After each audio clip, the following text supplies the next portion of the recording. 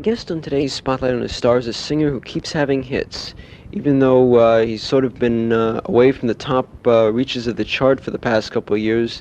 In 1975, he's springing right back up to the top with a new hit single. Al Martino, welcome to Spotlight on a Star. Nice to be here. Now, why don't we get right into your new hit single for 1975? Why don't you tell us a little bit about it? Is this 1975 already? Wow, I thought I was still in 1968. Well, anyway, time sure flies.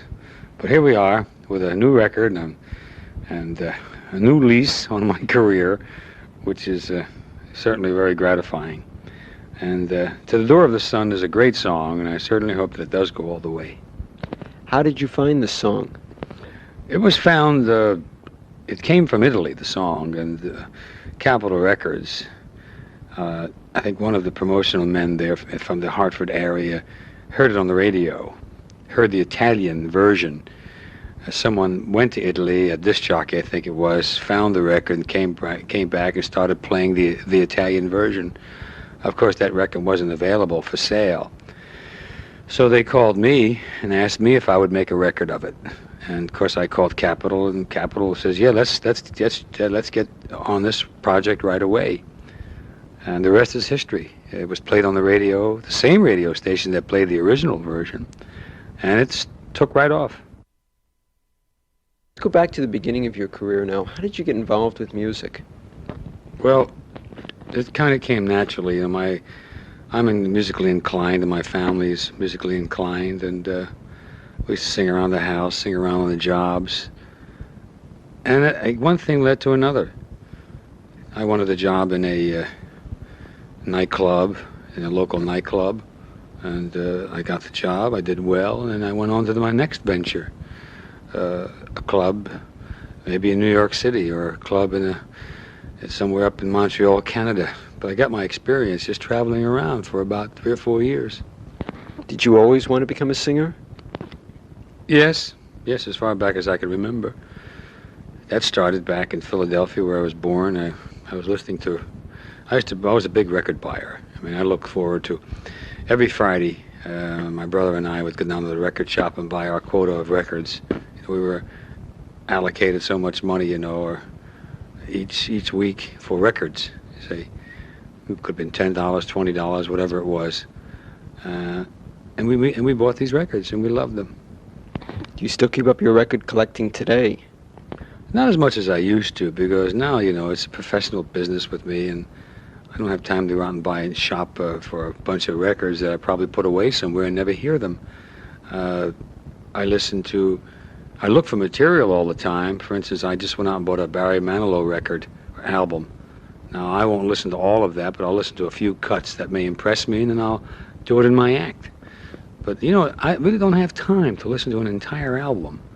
I don't know why. It sounds kind of strange, but it's true. I have so many things to do during the day. And I don't play golf, so I'm not into too many hobbies, because I am very busy. Now, how do you go about selecting a tune to record? Well, it's just got to hit me. It's got to hit me. It's got to impress me. The producer has to like it. My vice president, Al Curry, he's in charge of production there. He has to like it. There are several people involved. Now, I believe you were on Arthur Godfrey's Talent Scouts. Do you want to tell us about this? Yeah. The first television show I ever did was Arthur Godfrey's Talent Scouts show, and I was scared to death. I really am. Even today, I feel a little wheezy when I have to do television, because so many things can detract me on the show. I could forget a lyric if I see a camera sort of falling in front of me, or if a light goes on that's not supposed to go on, it'll shake me up. But I'll never forget that Godfrey show, because there was some good talent on that show. Really, very good talent. I don't even know how I won, but I did win. I won that particular night, and from there I had a record contract with Capitol Records.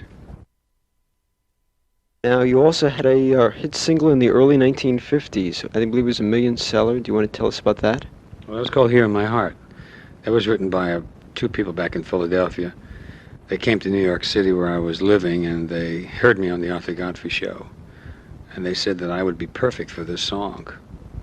And I was living with an arranger by the name of Monty Kelly, and he arranged it and produced it for me, and that went to #1 all over the world.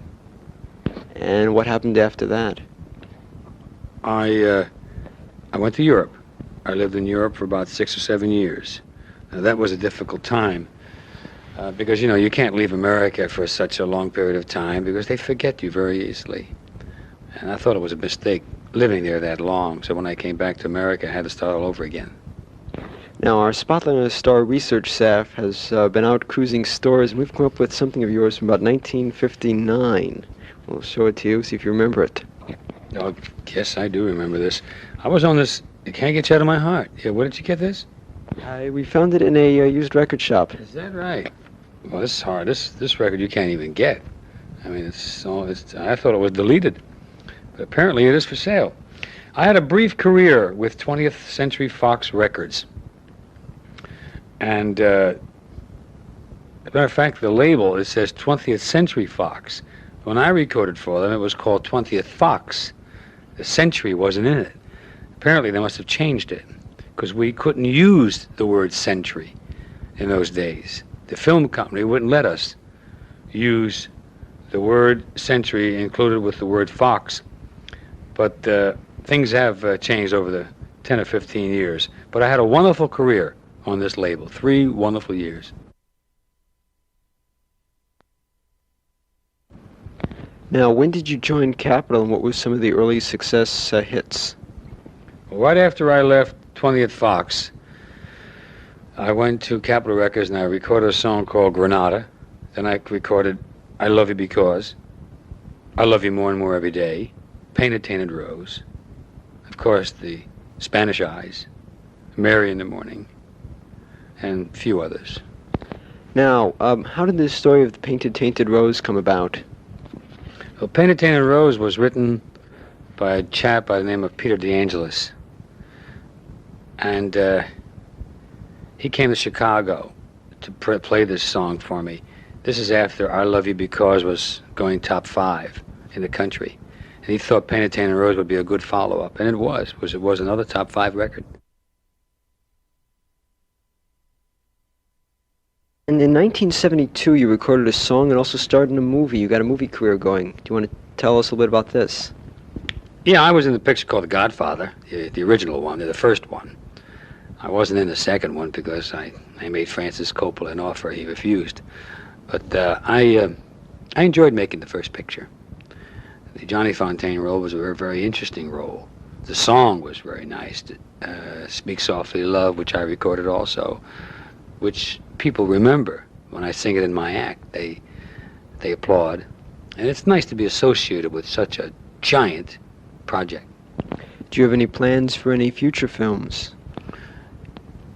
Well, yes, we always have plans for that. It's just that we have to be at the right place at the right time. And apparently, lately, I haven't been at the right place at the right time. But I will. Just give me time. Now, I understand you also flew to Germany to sing just one song. Do you want to say something about this? Yeah, the Chancellor of Germany invited me over to Berlin to sing a song called Come Into My Life, which was a very big hit in Germany. And I thought it was kind of strange that he sent me a plane ticket in the mail, and a letter saying that all he wanted was just one song. But it was a big gala, 2,000 or 3,000 people there, all political. And the reason why I think he only wanted one song was because they didn't want a long show. They wanted to spend as much time as they could with these political speeches. And they thought that if I sang too much, it would probably, let's say, take away from why they're there to try to make these political speeches. But it was all right with me because I enjoyed being there for the evening. And I had a chance to meet all these wonderful people there from all over Europe. It wasn't only Germans. There were British there, there were Italians there were people from Belgium and Switzerland and even Russia.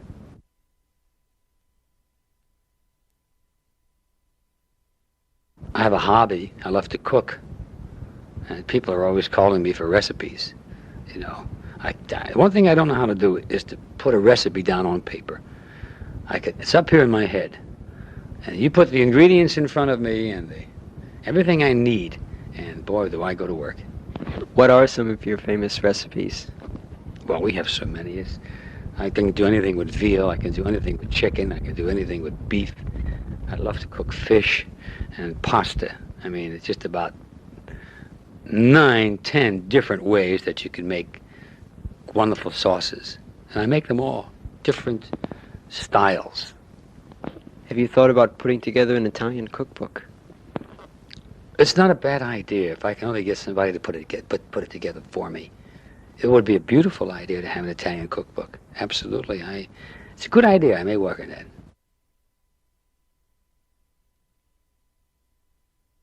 I am personally involved with the mentally retarded. We raise a lot of money for the schools. And, you know, these children and these adults are so vulnerable that they do need guidance and need help, financial help especially. And we do whatever we can to supply the mentally retarded with wardrobe and also with working tools that they have, because this helps to rehabilitate these kids, to keep them busy, to let them function normally. And that's one of my pet charities. Over your past 20 years of your career, what would you say has been your most memorable thrill? Well, I'd have to say the London Palladium, playing there, because the audience consisted of so many people in the industry, in the music industry. We're talking about a lot of actors and actresses and people that I know, and it was an exciting night. Also, the Queen of England and the Duke, they came to one of my performances 2 or 3 days later, which was a tremendous thrill. Al Martino, may 1975 bring you many more hits, and thank you very much for guesting on Spotlight on a Star. Thank you, Dave.